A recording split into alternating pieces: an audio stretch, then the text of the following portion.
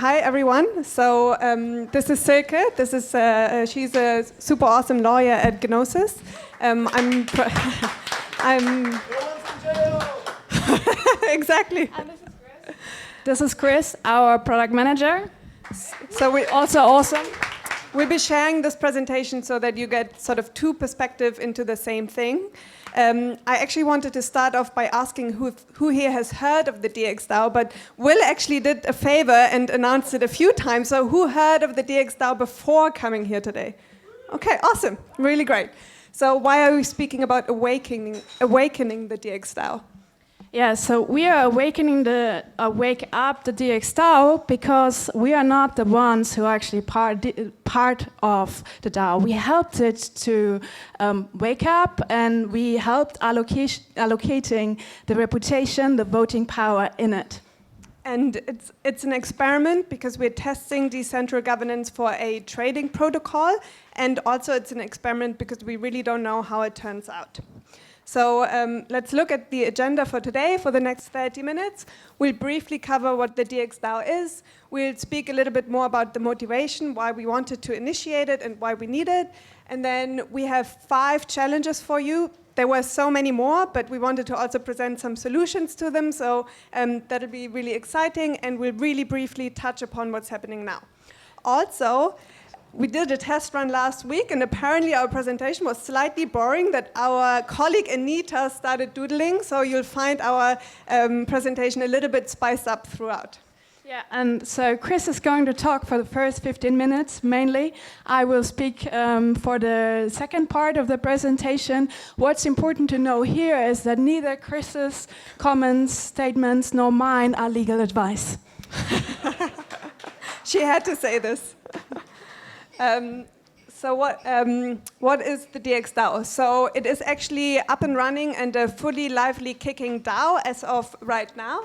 It's fully community governed.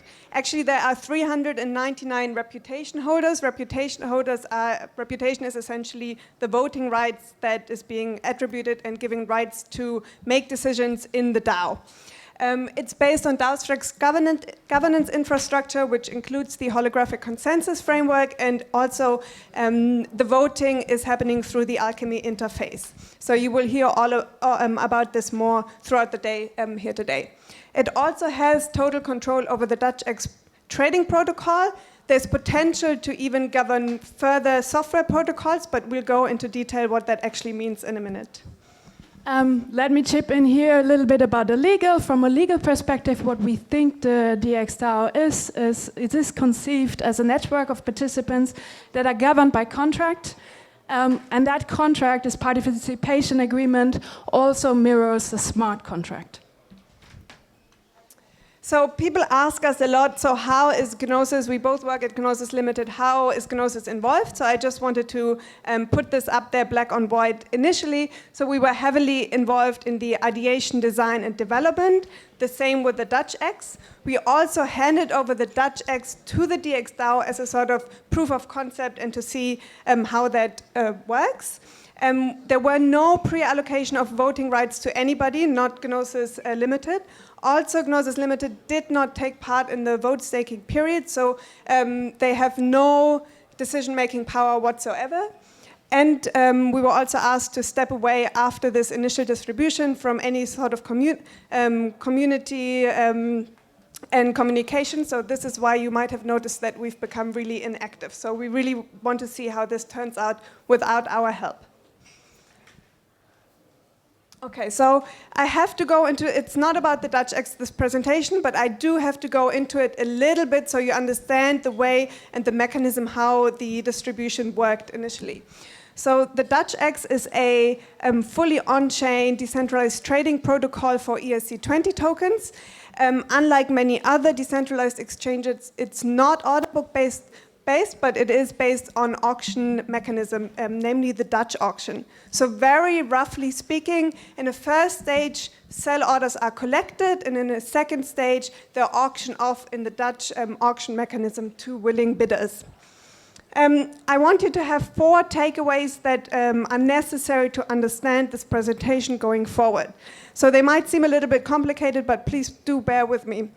So the cool thing about the DAOX is actually that there's no extraction of things out of the protocol, but instead of levying something that most exchanges do, which is fees, the protocol levies liquidity contribution, which are taken by the traders, but they reallocate it into the next auction, benefiting other participants essentially.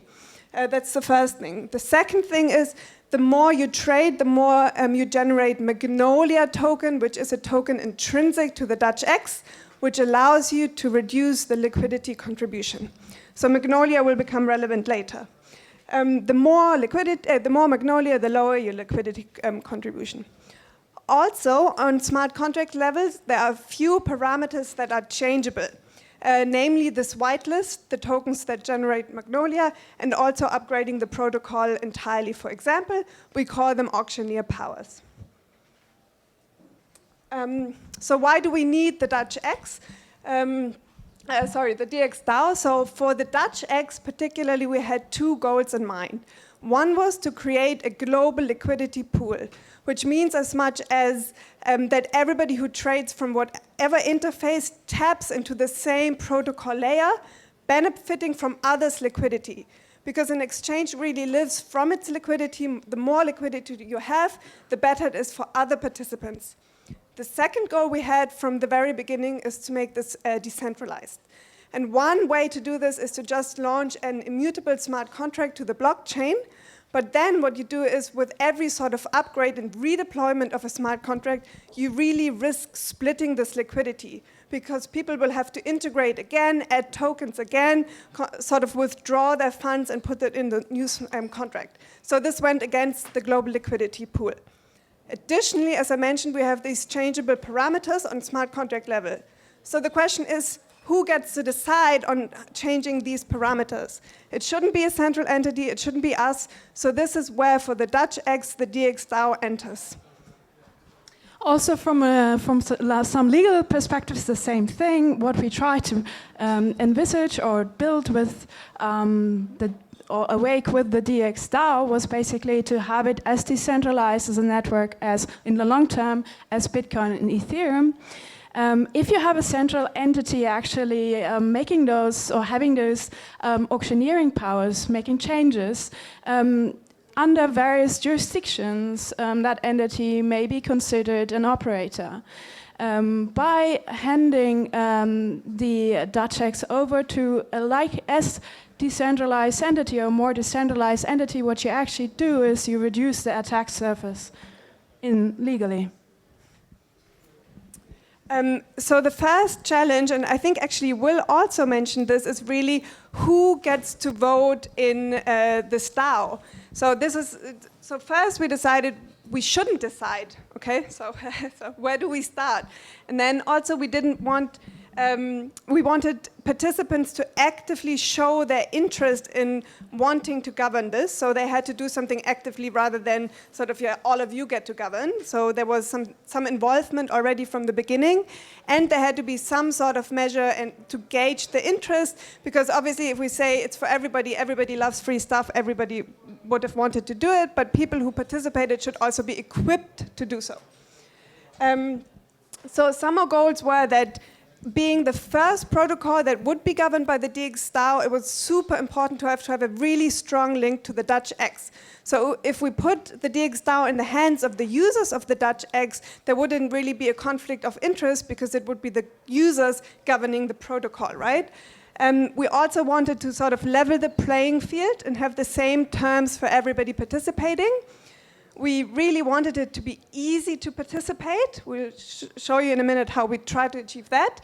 And initially, there also had to be some sort of funding for the dxDAO raised initially because a DAO needs to have some funding to make decisions, to fund proposals, to do payouts before it has a chance to figure out an income or revenue stream in itself.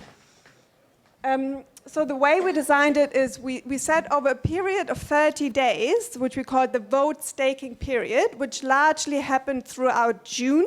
Everybody who wanted to participate were able to participate in one, many, or arbitrary many of 4 categories, which I will introduce right now to you.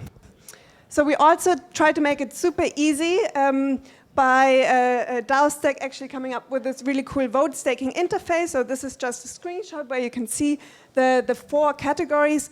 Locking Ether actually was up to the user to decide how much and for how long, and they would get it back. Same with ERC20 tokens. Magnolia is the DXDAO trading token, which had to be registered, the account, so we could read the user's balance. And bidding gen actually ensured that the DAO would have some funding. So we actually said the biggest part, so 50% of the reputation, 500,000 reputation of 1 million total, should go to those who register their account. And we actually had, for such a niche sort of category, we actually had 70 participants, unique wallet addresses, participate in this category. The second category was locking an ERC20 token, where 300,000 of reputation was allocated to. This was really for Ethereum projects and their users to give them a chance to equally participate as well. And there were more than 25 different tokens staked, which is actually really a really good outcome in difference of tokens. Locking ETH, 8% went to this category, so 80,000, which we mainly introduced for the ease of it, because we said most people have Ether. If they have anything, they would hold this. And indeed, of the 399, 350 unique participants took part in this category. The third one was introduced to raise some funds for the DAO. So here, people actually could, with Gen, could buy reputation, so it was separate to the others in the sense that people were actively giving their gen to receive reputation, and at that time, $40,000 US worth of gen tokens were raised for the dxDAO. So I just want to say, no sort of architecture of how the voting rights are distributed is perfect, but I just wanted you to understand the thought process that we put in our design. So the second challenge that we faced was that we had to do with a complex architecture. So one, it was sort of, we collaborated with DAOstack for the past year. So these are just some hard facts for you. We were 2 teams, and I would say roughly 10 people just contributed on either side of the 2 teams. And we had 3 complex systems, namely, we had the DXDAO, which in itself already, you might have gathered from all the things that I've showed you, is complicated. We have the DAOstack framework, which you all know is very complicated, and we put them together in this sort of vote staking distribution stage, which made it even more complicated. There were over 630,000 lines of code written. This excludes the DAOstack framework, but includes all the services also that were built on top of the DXDAO to make that working. We had several peer reviews, audits, and bug bounties, and really weeks of mainnet and testnet testing. I want to show you a very, very, very simplified picture of this complex architecture, just so you can see a little bit what I'm talking about. So we have these three systems. God, oh my God. Careful, there is a hole here. Okay. Just a second, I'm ready. We have the DXDAO, where I mentioned trading on the DXDAO will generate the Magnolia. We have this was live during this 30-day vote staking period. The 4 separate methods on which to earn reputation. So we had another link here, which is actually we had to make this 300,000 reputation where people stake their ERC20 tokens also comparable, because we split them between them. So we actually had to have a price fee to translate it all into Ether at that time, where we also used the DXDAO. And then this is what is currently live happening. You have the governance phase, where through the measures of the dxDAO, inputting proposals and the dxDAO voting actually already has happened that effectively they've changed and upgraded parameters. So the system is actually working. But in terms of communication, we also did we wrote a whole white paper that just explains this product in itself. We went to lots of meetups. We had active Telegram communication channel, but we also took away one lesson of this one, which is to design things a little bit simpler. Okay, so we'll try, going forward, we'll try to implement that. So this challenge actually, okay, just for legal reasons, I want to say this is actually a proposal for the dxD token that's been submitted to the dxDAO. So it's stolen. This is stolen. We stole it and hope that they're fine with that. So this actually very much interlinks to challenge number 2. It's to do with the amount and functionality of the various tokens. So just a list here, and the reason why reputation is in brackets, it's because reputation is non-transferable and not actually a token. So we already have so many various tokens on the 3 different systems. I just want to close this challenge by telling you a little anecdote. So for the Magnolia token, they don't actually work the same way on both of these parts of the complex system. So here it's generated for trading, but it's actually locked in the Dutch Magnolia contract so that the trader can continuously benefit from the Magnolia that they accumulate. So in order for the user to be able to use it for this system and the system, we designed this way that we just read off the Magnolia balance. So there was no transfer needed here, okay? So at the end of the 30 days, the contract went and said, what's the balance here of the user in the Magnolia contract? What we hadn't realized at the time, though, is that people traded with a different wallet address from the one that they wanted to use to stake for reputation. So we had to sort of invent something on the fly and adapt a little bit during the process, and we just came up with a very simple interface that allowed the user to unlock, withdraw, and relock the Magnolia to the wallet that they wanted to use. Okay, cool. We have many legal challenges. Yeah, so you've heard about all the software and interface, user experience issues we had or challenges we faced. As you know, there are also a lot of legal questions, and we just heard Ori speak about that. It is generally still considered uncharted territory. So for us, what we wanted to make sure is that any legal setup we come up with fulfills mainly 2 things. We wanted to limit the liability of the participants and the initiators. Second, we also wanted to ensure that we could allow for pseudo-anonymity. I never can say this word. And also because we are just setting or like helping to awake the DAO, it shouldn't be set in stone. So it needed to be agile enough to actually change it later when, maybe you guys as a reputation holders don't really like this framework we created, so you can change it. So you've just heard from Ori mentioning the issue we have with limiting liability. In the US and actually also in other jurisdictions, a DAO is in the default considered a general partnership. Because of that, you have the several and joint liability of all the participants. Well, this is what we try to avoid. We don't like this. Usually, and this is what is done, or what Ori suggested, was you incorporate your DAO, like you find you house the DAO in a legal entity, so the DAO gets legal personality. However, when you do it, it becomes really difficult to actually change this later on. That means it's no longer agile, and it's pretty difficult actually to move incorporation from one country to the other without having to pay taxes, exit taxes, or very different things. So this wasn't an option for us. In addition to that, also, this conflicts somewhat with pseudo-anonymity. Oh, God. Pseudo-anonymity. Yes, there we go. So we didn't go for the incorporation. Instead, we decided to only create a contractual framework that organizes the relations between the reputation holders and the participants, and also has an outwards perspective.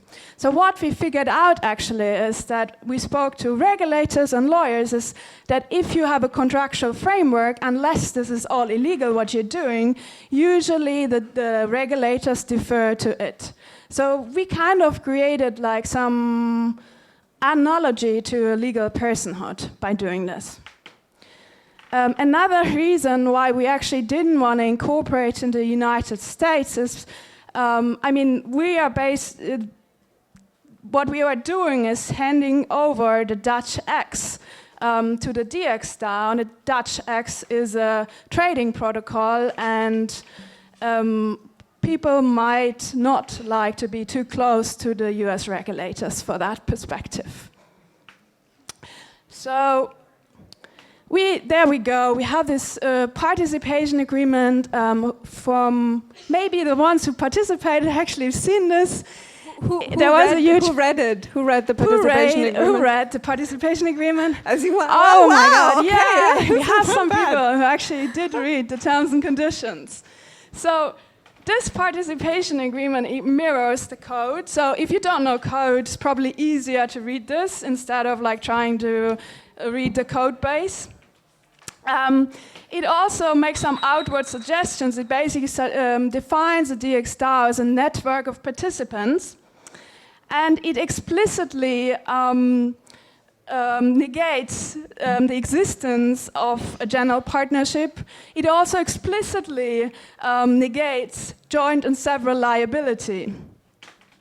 It actually specifically also says that the dxDAO, as this person, like this artificial person we created by this framework, is responsible for its own obligations, and every participant of the dxDAO is responsible for their own actions in the dxDAO. We also wanted to make sure that the dxDAO has its own dispute resolution system. So basically, what it does is keeps the muggles out. You don't want to deal with the courts, so how are we going to deal with this? We basically had in the agreement the dxDAO participants and waive their rights to sue each other in the court, and actually to waive any claims in relation to the dxDAO. And so that if there are any disputes, you actually have to do it by way of proposal. So everything stays in the system. If then anyway something happens, you'd have to go to international arbitration. And there is still a link to the legacy legal system, which is through the English arbitration in London under English law. And if you don't like this, what I'm telling you now, you can just either amend it or terminate the agreement by way of proposal within the dxDAO. So, after all of this, you might decide, actually, we don't mind going to Vermont, and we're going to do this LLC, so that's fine, you can do that.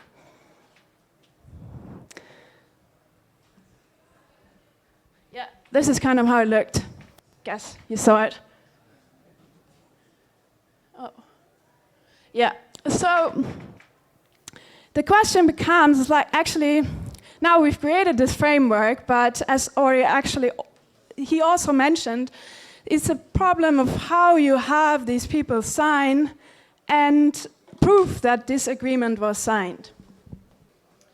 And with pseudo-anonymous participants, this becomes slightly difficult. So what we've done was we went out, the lawyers, and try to see, review the signature requirements in different jurisdictions and how liberal they are.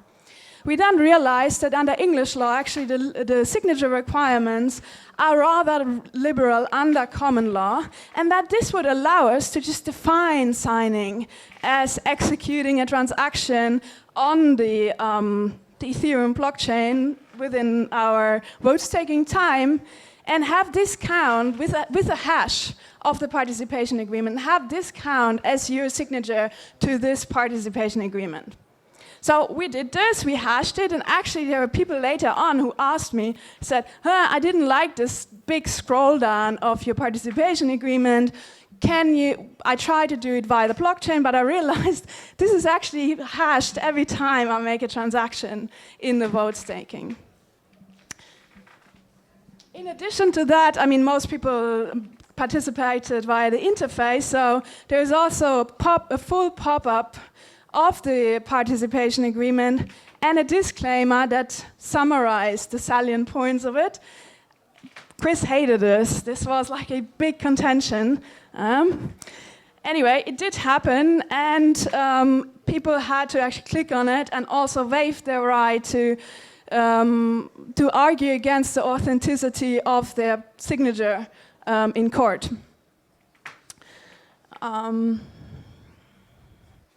So this was one of the issues we basically had now. People signed this wonderful participation agreement. And another challenge we faced was the whitelisting of tokens for this project. So the whole allocation of voting rights can be gamed unless there is some form of whitelist, because you could just list your shitcoin on the Dutch X and then continuously trade and then get a lot of reputation for doing this. So there needed to be a whitelist. But the issue, the question is, well, we are this centralized entity, we need to make this decision on the whitelist. It was actually really nice to see earlier what Will suggested. We didn't do that. What we did was the company, like Gnosis Limited, like we put together a list of credible projects where we knew their token has utility or likely going to get utility. The lawyers then went out and looked at the classifications of tokens. What we wanted was just utility tokens. We looked at US law, we looked at different European laws, we looked at Japanese and Korean law, and we then come up with a taxonomy to check each of the tokens that we whitelisted pre-whitelisted for Magnolia generation. We also cooperated with Strusa to do a crowdsourcing exercise of token classifications. They used the Brooklyn project taxonomy, which is mainly American classification, and we then compared the list that passed our legal list and theirs, and then used only the tokens that actually succeeded on both. So this is how we got to the whitelist. I'm going to speed up a little bit here. Philippe just told me we have 2 more minutes. There's also the issue of the gen auction, where basically the gen auction, we didn't want it to be an ICO or being counted as an ICO, as then you also get you have legal issues. So what negated the gen auction as being an ICO is basically that the token is not transferable. There was no communication in relation to any expectation of profit. There is no expectation of profit in the dxDAO. And also, we kept the percentage of the auction low. So one thing to consider if you want to create DAOs in terms of incorporation is also what are the security laws if you want to raise money later. And the last thing I wanted to mention is that this issue came up quite late in the process. We realized that on strict legal interpretation, if we allowed you as person to actually participate, the dxDAO might have to register with the Internal Revenue Service of the United States. In most other countries, that's pretty different. It doesn't work like that. But the US has quite some extraterritorial ambitions in terms of jurisdiction. So we realized we didn't want to do this. Other projects do this, they just ban or geo-block or whatever with US persons, write it in the conditions. We didn't do that. We realized that actually a taxable event hadn't occurred when the dxDAO awoke, And then it's really up to DAOs and the dxDAO to consider later on whether they want to try to do this. And it's certainly going to be quite immediate media-worthy attention event. Okay. Just a sec. Yeah. I'm not a lawyer, but I just wanted to add that this very wise lawyer once told me that if I were to participate personally in the dxDAO, I should definitely always vote. That's one. And the other thing is participation via a smart contract wallet would be really awesome also. Why is that? Because reputation is non-transferable, and the only way to rid yourself of the reputation is by way of proposal through the dxDAO, and this might not get accepted. But if you have a smart contract wallet, you can set the owner to 0 or to the dxDAO itself and show effectively that you no longer have voting rights. So just wanted to mention for those. Yeah. So as you see, there were a lot of the illegal product disputes. You see this here on the picture. Obviously, I'm being abused. Silke won every single time. Seriously, no. So, do we have time for the slide? Come on, give us 2 more minutes. Come on. So essentially, like my underlying goal was sort of to make it user-friendly, where Silke... I just wanted it to be legal. Like, for example, I didn't want to have this really well-maintained whitelist. I just wanted to whitelist all the cool token projects where there are so many of. We should only have utility tokens, was my position. Also, I didn't want to have like 20 pages of participation agreement. It was only 15, and we cut it down from 50. And as Silke mentioned, I'd also, you know, when you go to a website and you go like click, click, click, accept terms, I find that very user-unfriendly because nobody reads the terms, so I didn't want to have this. But also, again, Silke won. Well, it was for consumer protection reasons. We did have to summarize the participation agreement. No, you see where this is going, because also I wanted to keep checking in with the community afterwards, but Silke was very firm on stepping back and making sure this lives or dies on its own. But we just here wanted to show you how really, really important legal actually is, because she literally won every single time. Well, you make me sound like the Gnosis dictator or something. No, look, her face is in my, like her hand is in my face.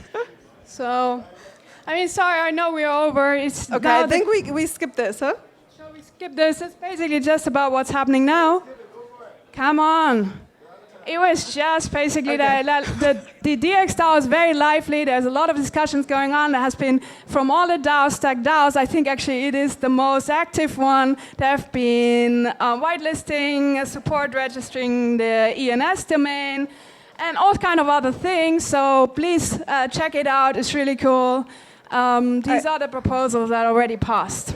Just a screenshot. And I think at this point it might be a little bit too early to say what is happening right now, but we're actually quite excited to sort of also be able to use the dxDAO in the future for, well, decentralized decisions. Thank you very much. Thank you.